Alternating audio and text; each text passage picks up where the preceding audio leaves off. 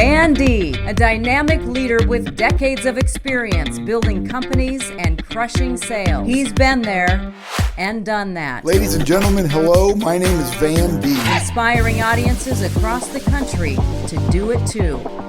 Here's Van. Well, welcome everybody to the Van D podcast. Today, I'm excited to talk to you about one of my favorite topics, and that's self-development. So I want to talk to you about self-development when we're homebound. So I am recording this at Parkville Media Studios with the legendary Pat Safford. I don't know about that. Yeah. But we're right now in the middle of the coronavirus. Everybody is homebound. And I don't think there's a better time to talk about what we can be doing in isolation and some of the things that we can do to better ourselves, not just waste time watching TV all day. So I want to talk to you about fast and effective ways to become better when you are homebound. And this isn't just for being homebound. This is going to help you in any situation whatsoever. So one of the things to do is spend about 15 to 30 minutes on self-reflection. So this is what I like to do. I like to take 15 to 30 minutes to sit in silence. It helps me reflect on my choices throughout the day. It also helps to write down some of your big accomplishments and also your setbacks. And I'll try and find ways to strengthen the positive things that you do in your everyday life, and also finding ways to reduce the negative things. I have found that doing this of self-reflection, and it can be 5 to 10 minutes a day, I have found that doing this self-reflection helps me make small, manageable changes to my personal and professional life. So one of the other things that's really good for us to do when we're homebound and there's not a lot of people around is to meditate. Ladies and gentlemen, I'm not an authority on meditation because I don't do it. I don't do it enough. Maybe you could call some of the things I do meditating when I close my eyes and I just think about things. Take the time to meditate, even 5 minutes. If you don't feel like you know what you're doing, you can get apps, you can put headphones on, you can move to a quiet place and take a break. The whole key of meditating is to clear your mind. So the definition of meditating may be different for you than it is for somebody else, but I know there's a lot of really great apps you can download to help you learn how to meditate. Another thing you can do is while you're homebound and trying to find effective ways to become better is ask for feedback. Maybe you send some emails out to some colleagues or somebody you've done business with, and maybe you be vulnerable and you say, is there anything that you noticed in the last time we did business together that I could have done differently? Feedback is great. Maybe surveys even for you self-employed people and entrepreneurs. Getting feedback from what people think about your services is super, super important. Another thing is what you've heard me preach over and over and over in all my podcasts is write it down.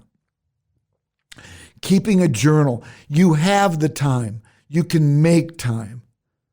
These are just fast and effective ways to become better.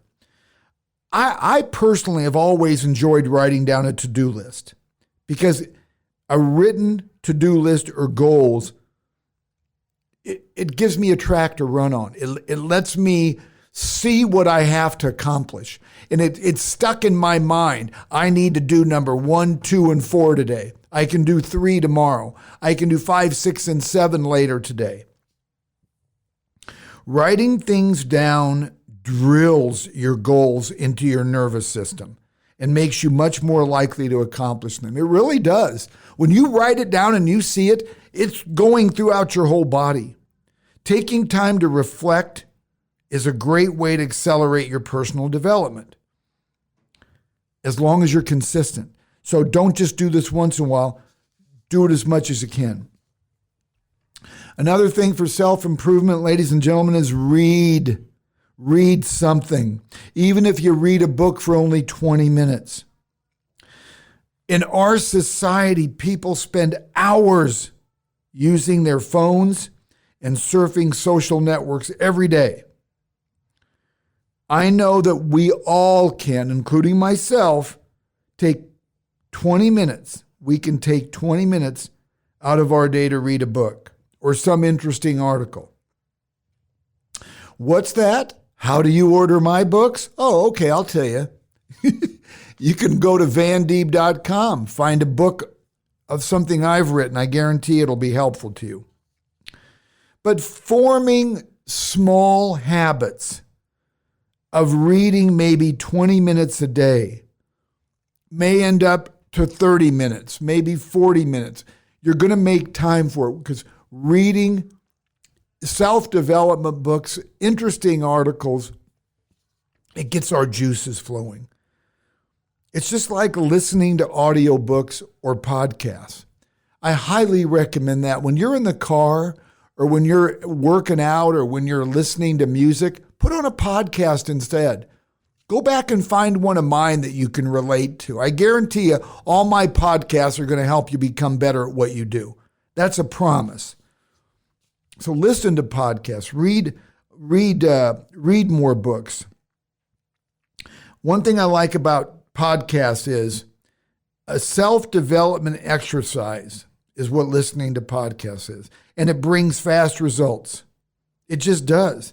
It's a great way to make use of time that otherwise would be worthless, especially when you're in traffic. You can get very valuable insights from other people's perspective and apply them right to your business, in your career, and your life. So another, continuing on to try to find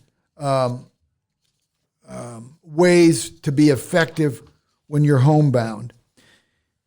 Be productive. Do something. I mean, maybe even cleaning out your garage or reorganizing your cabinets or your clothes drawer. Something.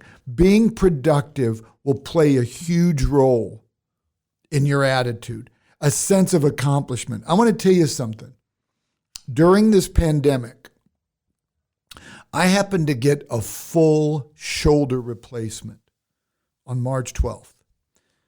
The world changed when I got out of the hospital. All of a sudden, they're canceling everything. This thing is real. So I've been going through the last 4 weeks. It's been a struggle because I'm used to being productive. I'm used to waking up in the morning, being grateful, and finding something to do and making things happen and being productive. I don't like to end my day unless I've been productive. Well, with this pandemic, we're all supposed to be home, and having a very, very evasive shoulder replacement, which is painful, I haven't been productive. It's difficult. I have to work through it. Nobody can work through it but me. You've got to find ways to be productive. Another thing that you have to do is you have to monitor your self-talk. There are so many things we can do to make changes for the better, but none of them will last long or be as effective if you don't stop negative self-talking. So what is negative self-talk? Negative self-talk is, I can't do that. I'm not capable of doing that. The world is coming to an end. I don't feel good. My shoulder hurts. I'm going to tell you something. I'm just like everybody else. I've been doing that. Oh, I don't feel like doing anything because my shoulder hurts. Well, hey, put on your big boy pants, Van, and say to yourself, I'm glad I had the surgery. In the long run, my shoulder's going to be better. So get over it. You have to monitor what you're saying out loud because you'll believe it. If you say, I'm not good at this, guess what? You're not. If you say things and affirmations that are in the negative about you, then you're going to master that. Avoid negative self-talk. Even just a little bit of negative self-talk can spiral into stress and depression. Honestly, I want to tell you something, and I'm going to use me as an example. This shoulder replacement combined with the pandemic has got me a little depressed. What am I supposed to do? I've got to do things to make it where I'm not depressed. I've got to read positive affirmations. I got to write down what I'm grateful for.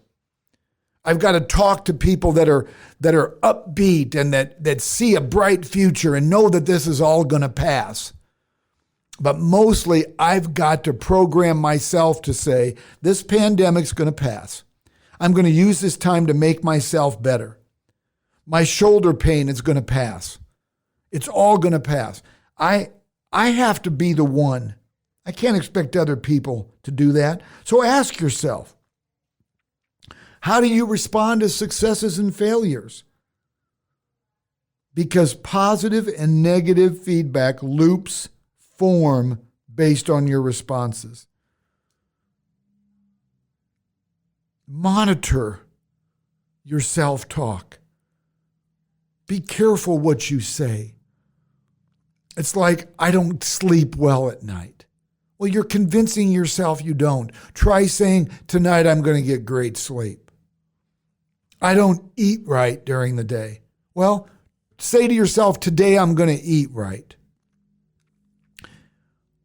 Your thoughts and your words are going to shape your opinion. They're going to shape your day. Okay? Another fast and effective ways to become better is practice saying no. I'm just going to tell you this by experience. It can be tempting to want to help everyone, and give your all to every area of your life.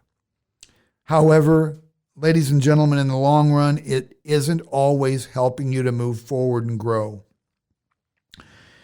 When you realize that by actually saying no, you might be helping others, including yourself, it becomes easier to truly focus on what is important. Now, let me tell you something. I'm a very blessed man. I have got people calling me and emailing me, want to take me to lunch, want to have coffee with me. When I go speak to large audiences, sometimes there's a line of people afterwards saying, can we meet for coffee? Can we meet for lunch? Well, you know I can't do that. I can't do that. However, in my heart, I want to help everybody. You know what I do? I give them all my cell phone. Call me anytime.